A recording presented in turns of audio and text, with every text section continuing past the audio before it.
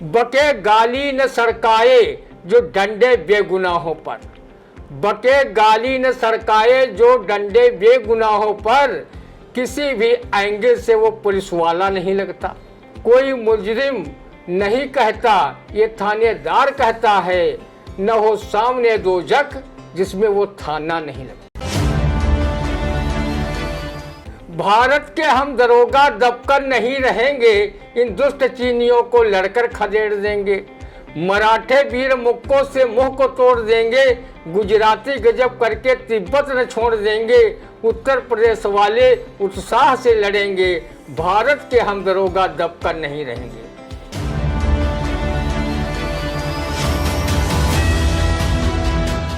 नमस्कार, मैं हूं निशांत गुप्ता। आप देख रहे हैं आई इंडिया। स्वागत है आप सभी का आई इंडिया के खास कार्यक्रम रंदा में। खबरों पर रंदा चलाने के लिए आई इंडिया के स्टूडियो में मौजूद है वरिष्ठ पत्रकार, कवि एवं रंगकर्मी ज्ञान प्रकाश सिंह प्रतीक जी। तो प्रतीक जी, आपका बहुत बहुत स्वागत है आई इंडिया के स्टूडियो में। आज की पहली खबर की शुरुआत करेंगे जिस पर रंदा चलने वाला है।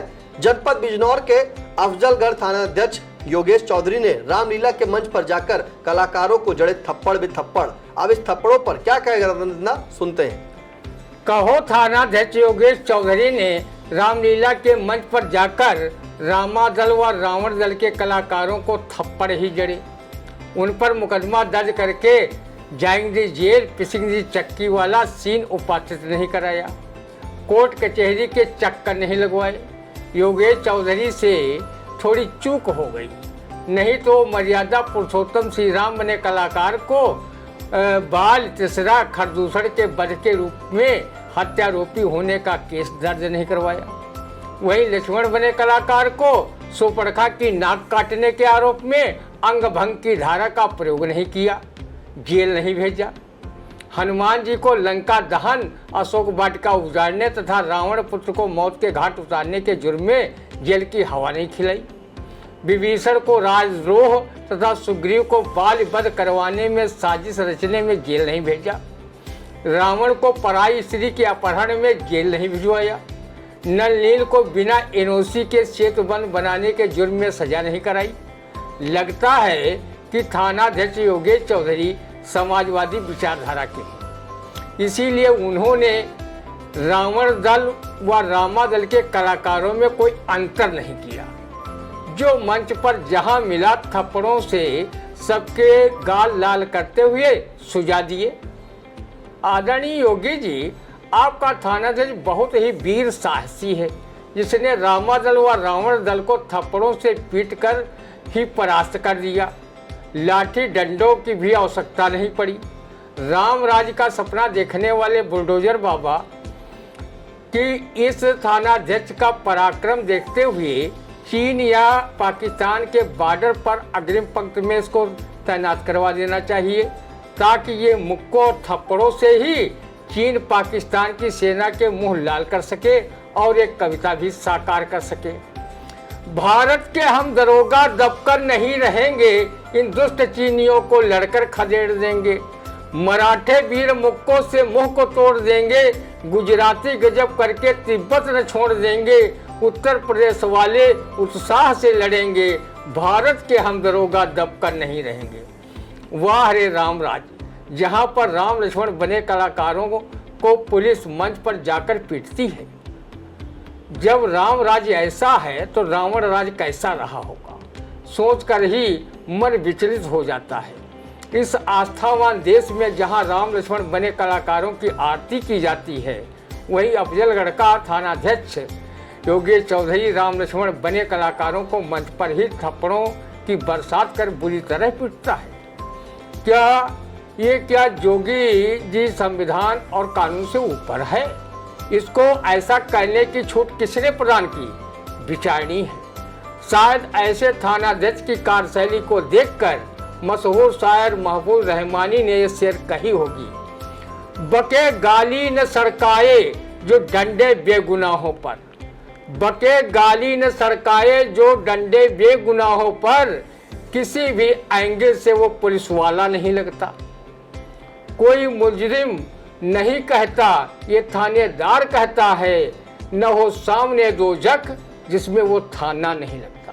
बिल्कुल, बके गाली न सड़काए जो डंडे बेगुनाहों पर, किसी भी एंगल से वो पुलिस वाला नहीं, कोई मुलजिम नहीं कहता, ये थानेदार कहता है, ना हो सामने दो जग जिसमें वो थाना नहीं लगता। फिलहाल जो थानाध्यक्ष योगेश जी थे, उन्होंने जाकर मंच पर ही जो राम के रूप में कलाकार बने थे, लक्ष्मण के रूप में कलाकार बने थे, जमकर उन पर जो है थप्पड़ बरसाते रहे और उनके मुंह लाल करते रहे। फिलहाल आपने सुना कि उन थानाध्यक्ष पर रंदा ने क्या कहा कि जो राम राज्य में ऐसा है तो रावण राज्य में कैसा होगा। फिलहाल अगली खबर, हत्यारों ने किया परिवार का सफाया। अमेठी में रायबरेली निवासी शिक्षक, पत्नी व 2 बच्चों पर बरसाई गोलियां। शहर कांग्रेस अध्यक्ष संतोष भार्गव ने की घटना की निंदा, उठाए कानून व्यवस्था पर सवाल। फिलहाल अमेठी की जो घटना हुई है उस पर क्या कहेगा रंदा, सुनते हैं। यूपी के करप्ट सीएम योगी जी, क्या अब अपराधियों को आपके बुलडोजर का भी खौफ नहीं रहा और ना ही गाड़ी पलटाने का? जो अमेठी जैसी जघन्यतम हत्याओं को अंजाम दे रहे हैं, अब अपराधी इतने बर्बाद हो चले हैं कि पूरे के पूरे परिवार साफ कर रहे हैं। उन्हें महिलाओं और बच्चों पर भी तरस नहीं आ रहा है। योगी जी कानून व्यवस्था को ठेंगा दिखाने वाले सामूहिक हत्याकांड के दोषियों को जल्द गिरफ्तार करवाकर उन्हें जेल यात्रा कराएं और उन्हें फांसी के फंदे तक पहुंचाने में आपका अभियोजन विभाग अदालत में जमकर साक्ष्यों सहित पैरवी करे। शहर कांग्रेस अध्यक्ष संतोष भार्गव इस घटना की पुरजोर निंदा करने के साथ साथ प्रदेश की कानून व्यवस्था पर उंगली उठा रहे हैं। ये घटना बहुत ही दर्दनाक और अमानवीय है। इससे हर प्रदेशवासी दुखी है। हत्यारों को जल्द फांसी पर चढ़ाए जाने की आशा अदालत से लोग कर रहे हैं। प्रदेश में कानून व्यवस्था धीरे धीरे बदहाल होती जा रही है।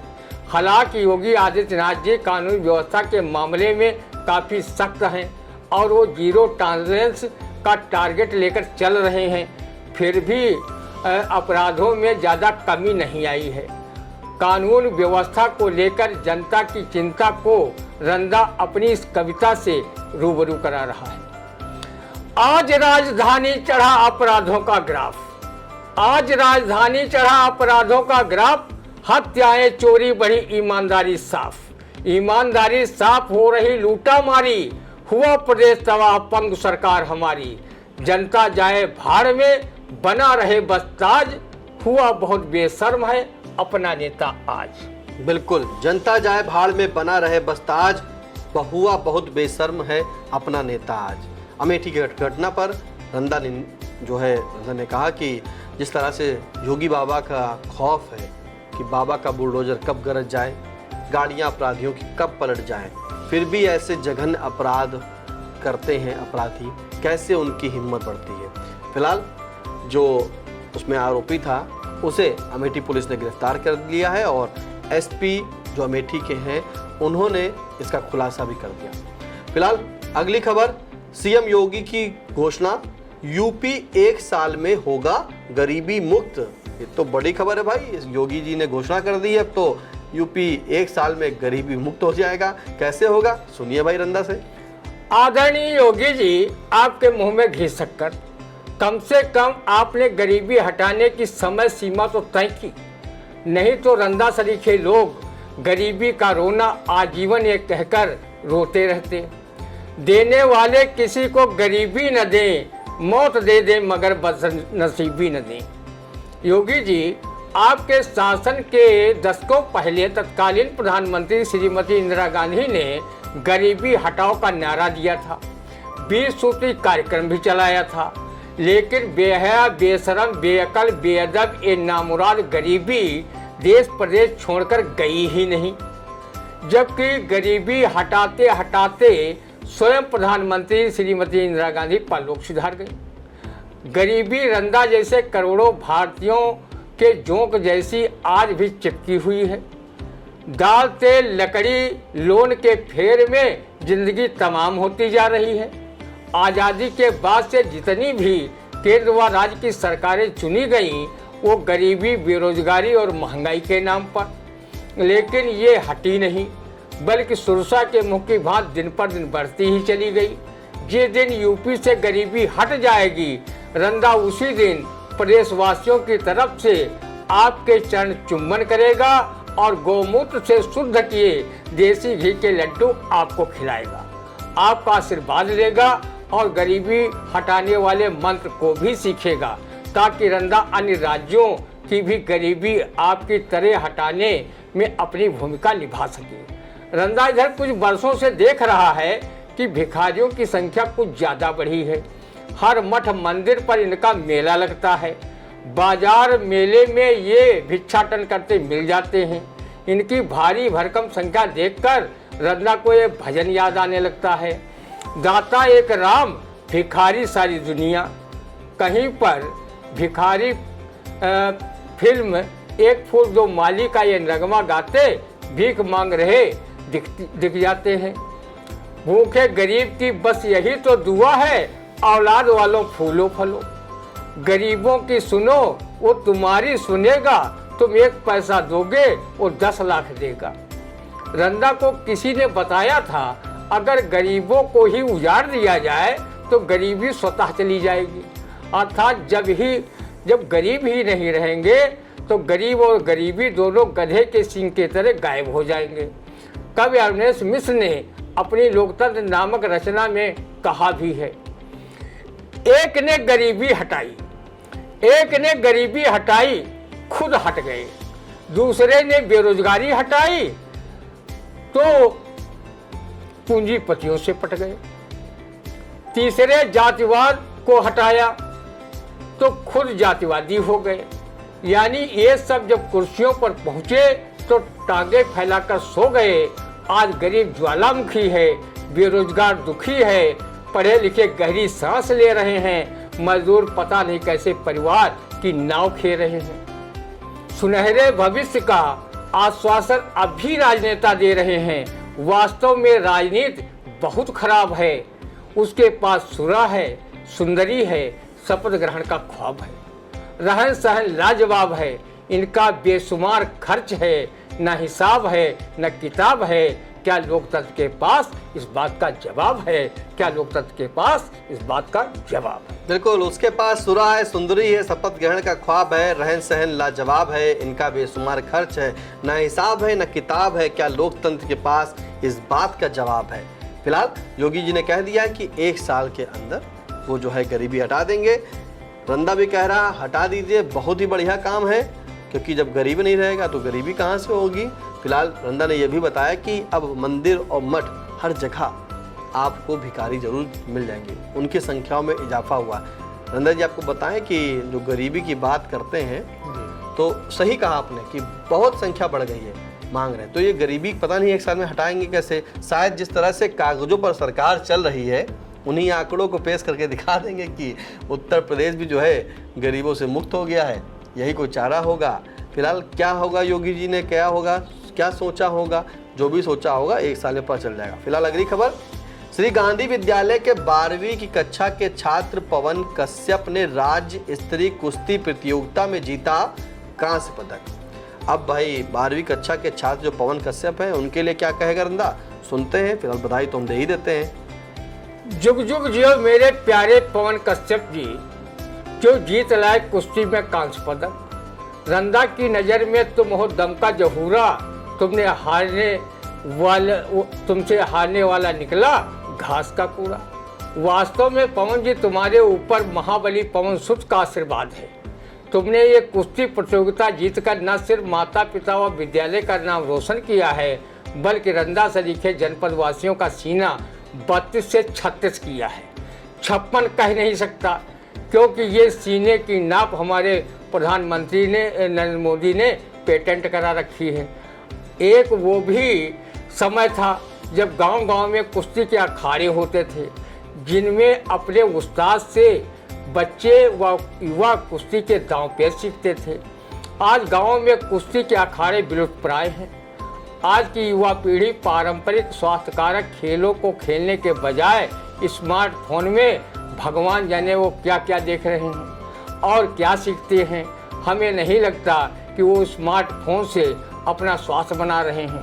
कई दुर्घटनाएं तो सेल्फी लेने के चक्कर में हो गई हैं और आए दिन ऐसी घटनाएं सुनने को भी मिलती हैं। किसी विचारक ने कहा था खेलना जरूरी है, इससे शरीर स्वस्थ बनता है और स्वस्थ शरीर में ही स्वस्थ मन का विकास होता है। कुश्ती का मानव जीवन में क्या महत्व है, ये का पंक्तियां बताने के लिए काफी है। मिट जाता आलस्य बदन का आती चुस्ती, मिट जाता आलस्य बदन का आती चुस्ती, सब रोगों का एकमात्र औषध है कुश्ती। कांस्य पदक जीतने वाले पवन कश्यप को रंधा आई इंडिया चैनल की ओर से शुभकामनाएं देता है कि वो राष्ट्रीय व अंतर्राष्ट्रीय कुश्ती प्रतियोगिता में प्रतिभाग करके देश का नाम भविष्य में जरूर रोशन करें। बिल्कुल, कांस्य पदक जीतने वाले पवन कश्यप को रंधा और आई इंडिया चैनल परिवार की ओर से बहुत बहुत शुभकामनाएं। ऐसे ही वो कुश्तियों में प्रतियोगिताएं में भाग लें और देश का नाम के साथ साथ सीतापुर जनपद और माता पिता और गुरुओं का नाम रोशन करें। फिलहाल अगली खबर, पीएचडी, एमफिल, पीजी करने वाली महिलाएं पुरुषों से 50% ज़्यादा, मतलब महिलाएं ज़्यादा हैं भाई। और जो बातें होती हैं कि महिलाएं पीछे नहीं हैं, तो वाकई महिलाएं पीछे नहीं हैं। अब इस पर क्या कहेगा, सुनते हैं रंधा। शाबाश मेरी होनहार बहनों, आपने तो पुरुष प्रधान होने की मानसिकता रखने वाले उन पुरुषों के मुंह पर अपनी योग्यता का तमाचा रसीद कर दिया है जो लोग मर्दों की अपेक्षा महिलाओं को शिक्षा व अन्य कार्य क्षेत्र में कमतर आंकते थे। रंधा ने अनुभव किया है कि महिलाओं को जिन जिन क्षेत्रों में हाथ आजमाने का मौका मिला है वो पुरुषों की अपेक्षा अव्वल ही साबित हुई। रंधा तो हमेशा महिलाओं के सम्मान में एक का पंक्तियां गुनगुनाया करता है। कोमल है, कमजोर नहीं है, सत्य के नाम ये नारी है, पर को जीवन देने वाली मौत भी तुझसे हारी है। महिलाएं घर गृहस्थी चलाते हुए भी अपनी शिक्षा दीक्षा पर ध्यान दे रही हैं और पढ़ लिख कर प्रमुख पदों का दायित्व भी निभा रही हैं। इस खबर को पढ़कर रंधा को ये फिल्मी नगमा याद आ रहा है। नारी कुछ ऐसन आगे निकल रही है, मर्दन के पांव तले धरती फिसल रही है। देखो उनके एक्शन, लड़ती है वो इलेक्शन, मर्दों की मोमबत्ती टप टप पिघल रही है। नारी कुछ ऐसन आगे निकल रही है, मर्दन के पांव नीचे धरती फिसल रही है। महिलाओं को जब जब किसी क्षेत्र में सेवा करने का अवसर मिला तो उन्होंने अपने परिश्रम से बुलंदी के झंडे गाड़े। राजनीतिक क्षेत्र में चले जाएं तो श्रीमती इंदिरा गांधी, मायावती, ममता बनर्जी, प्रतिभा पाटिल ने अपना नाम देश दुनिया में रोशन किया। राष्ट्रपति की कुर्सी को द्रौपदी मुर्मू तथा गवर्नर की कुर्सी को आनंदीबेन पटेल बखूबी से संभाल रही हैं। अपने अपने क्षेत्रों में कल्पना चावला, अरुणिमा सिन्हा, विनेश फोगाट, पीटी ऊषा सहित अनेक महिलाओं ने देश का नाम पूरी दुनिया में गौरवान्वित किया है। बेटियों के हर क्षेत्र में आगे बढ़ने पर मशहूर शायर महफूज रहमानी ने अपने शेरों से उनके शानो शौकत में चार चांद कुछ इस तरह लगाए। मुकद्दर से हमको मिली बेटियां हैं, मुकद्दर से हमको मिली बेटियां हैं, ये जीनत हैं घर की यही देवियां हैं। पढ़ाई में लगता दिल इसलिए तो दुनिया की सारी लिए डिग्रियां हैं। नहीं है किसी से ये मेहनत में पीछे, इन्हीं की बदौलत हरी खेतियां हैं। कहीं मंत्री ये, कहीं आला अफसर, बड़ी कब्जे में इनके सब कुर्सियां हैं। हर खेल में भी महारत, तभी तो ये लड़ती पहलवान से कुश्तियां हैं। नहीं काम आते बेटे बहू जब, बुढ़ापे की लाठी यही लड़कियां हैं। कलम रुक गया है कि आखिर में लिखकर मेरी बेटियों में बहुत खूबियां हैं। खुदा रखे महफूज गुलशन तुम्हारा, दुआ में कली फूल फल पत्ती। बिल्कुल सही बात कहा कि नहीं काम आते बेटी बहू जब, बुढ़ापे की बनती यही लाठियां हैं।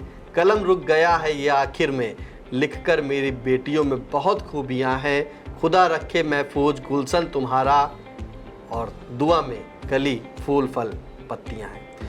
फिलहाल बेटियां नाम रोशन कर रही हैं और आगे भी करती रहेंगी, क्योंकि अब महिलाएं पुरुषों से कमज़ोर नहीं है। नारी शक्ति का नारा उन्हीं के लिए बना है और बेटियां वाकई में नाम रोशन कर रही हैं। बस अभिभावकों को भी ध्यान देना है कि एक सही दिशा में उन बेटियों को ढालना है और वो बेटियां आपका साथ साथ आपके पूरे देश का नाम रोशन करेंगी। फिलहाल अगली खबर, पुराने रेडियो को सजोने वाले गजरौला के राम सिंह का नाम गिनीज बुक ऑफ वर्ल्ड में हुआ दर्ज। अब गजरौला के राम सिंह भाई, उनका नाम जो है गिनीज बुक ऑफ वर्ल्ड में दर्ज हुआ है, तो इस जो रिकॉर्ड में दर्ज हुआ है इस पर क्या कहेगा, सुनते हैं भाई रंदा। क्योंकि रंदा रेडियो की बात है, रेडियो को सजोने वाले जो थे राम सिंह, उनका नाम दर्ज हुआ है। रंदा के समय रेडियो था, अब रेडियो बहुत कम लोग जानते भी होंगे रंदा जी, जो देखते नहीं होंगे शायद नेट पे देख ले, लेकिन एक अभी अब रेडियो की तरह एक आया है, नेट पे चलता है, मैं उसका नाम ले रहा हूँ, कारवा वगैरह जो आता है, उसी में पुराने पुराने गाने। लेकिन जो रेडियो का मजा था गांव में, लगा के आदमी कंधे पर रखता था, इसे सुनता था, मैच वैच देखता था। फिलहाल सुनते रंदा वो एक समय था जब वो संस्कृत का हिस्सा बन चुका था। हाँ बिल्कुल, लोग दहेज में भी रेडियो मांगते थे, बिल्कुल मांग भी लेते थे, अगर नहीं देते थे जैसे साइकिल वाइकिल मांगते थे तो साइकिल देते थे, भैया रेडियो जरूर देना। हाँ, 3 चीज होती थी, था दहेज का, वो कलेवम मांग लेते थे। सुनते भाई रंदा अगला, काश कई दशकों से रेडियो का सुनक्कड़ रंदा का भी नाम पुराने रेडियो को सजोने वाले जो है गजरौला के राम सिंह की तरह गिनीज बुक ऑफ वर्ल्ड में अंकित हो जाता, तो रंदा भी अपनी किस्मत पर यत्र तत्र सर्वत्र इतराता घूमता। वास्तव में आज के 3-4 दशक पूर्व हमारे देश में रेडियो का बहुत बड़ा क्रेज था। घर में कोई दिखावे वाली चीज़ हो या ना हो, पर रेडियो तो अवश्य रहता था। गंवई गांव की शादियों में साइकिल घड़ी के साथ साथ रेडियो को भी देने का प्रचलन था। रेडियो पर जो शाम को किसानों के लिए कार्यक्रम आता था, तो किसान उसे सुनकर उसका लाभ खेती बाड़ी, पशुपालन व कुटीर उद्योगों में उठाते थे। ये कार्यक्रम जब शुरू होता था, उसके पूर्व ये स्लोगन संगीतबद्ध सुनाई देता था, मिट्टी भुरभुरी बिछौना हो, बिया बीज और बौना हो, 5 सिंचाई दे उर्वरक, उपज चौगुनी क्यों ना हो। रेडियो में विविध भारती कार्यक्रम भी काफ़ी लोकप्रिय कार्यक्रमों में से एक था। इस कार्यक्रम में अच्छे फिल्मी नगमे सुनने को मिलते थे।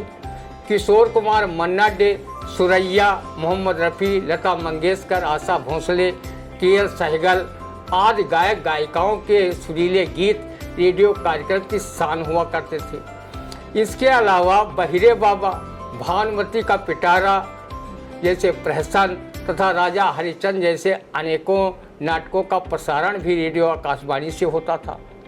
आल्हा बिरहा जैसे तमाम लोक गायकी के कार्यक्रम भी सुनने को मिलते थे।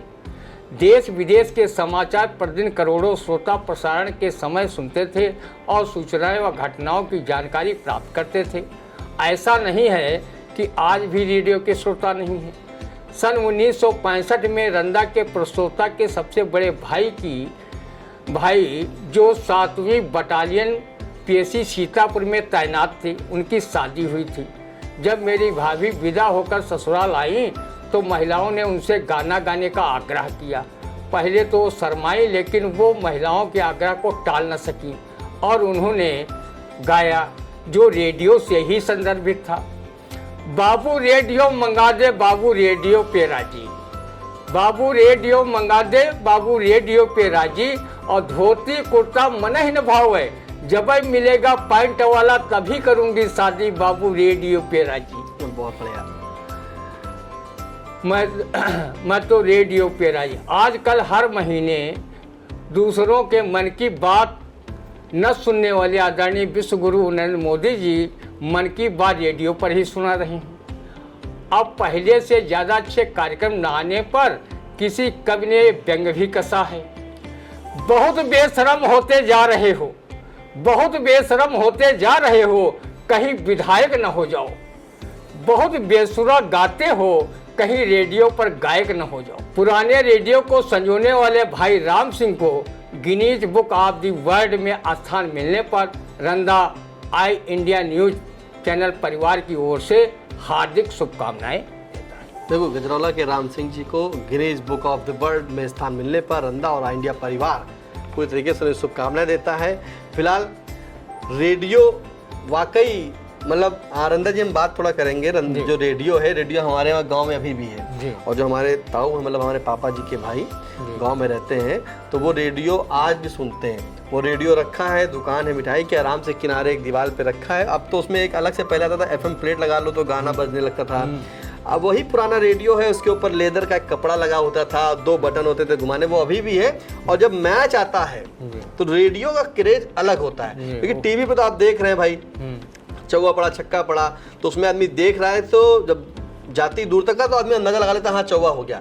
लेकिन रेडियो में भाई दिखाई तो दिया नहीं, पता चला कि पहली बाल हुई, और जैसे उसमें कमेंट्री में सुनाते ये रहे 4 रन, तो जो श्रोता होते हैं, जो सुनते हैं, उसका आनंद ही अलग होता है। और रेडियो रखा होता है, किनारे 4-5 लोग बैठे होते हैं। नहीं नेटवर्क आता है तो जैसे पुराने जमाने में एक टीन छत पे जाके आदमी एंटीना सही करता था डिस्क कैच कराने के लिए, रामायण सुनने के लिए, तो वैसे ही रेडियो के लिए भी नेटवर्क लगाते थे एंटीना, उसको लगा के धूम देखते थे कहाँ से आवाज़ आ रही, धीमे धीमे उसको बढ़ाना घटाना। तो रेडियो का अलग ही क्रेज है। और फिलहाल अब हाईटेक ज़माना हो गया है, टेक्नोलॉजी बढ़ गई है, विकास हो रहा है, तो तमाम ये जो पुरानी चीज़ें थी वो विलुप्त तो हो रही हैं, लेकिन अब उसको वापस तो नहीं लाया जा सकता है। लेकिन हाँ, उसका स्वरूप आया है कि पुराने रेडियो में गाने सुनते हैं तो एक नया आता है, उसमें अपने 50-100-500 गाने फील्ड हैं तो अपना सुनते हैं। लेकिन जो रेडियो का असली रेडियो का आनंद था कि जब आवाज़ नहीं आती थी, खिरखिराता था, उसको घुमाओ, तो वो उसका एक अलग आनंद है। और फिलहाल रेडियो जिनके पास होगा वो आज भी रेडियो ही सुनते हैं। जो गाँव के लोग होंगे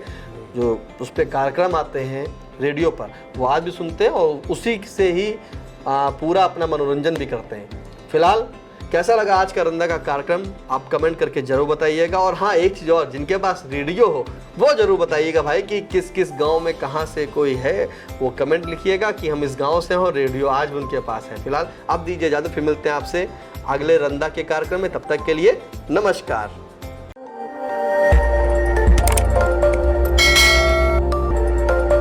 खबर आपकी, नजर हमारी। देखते रहिए आई इंडिया।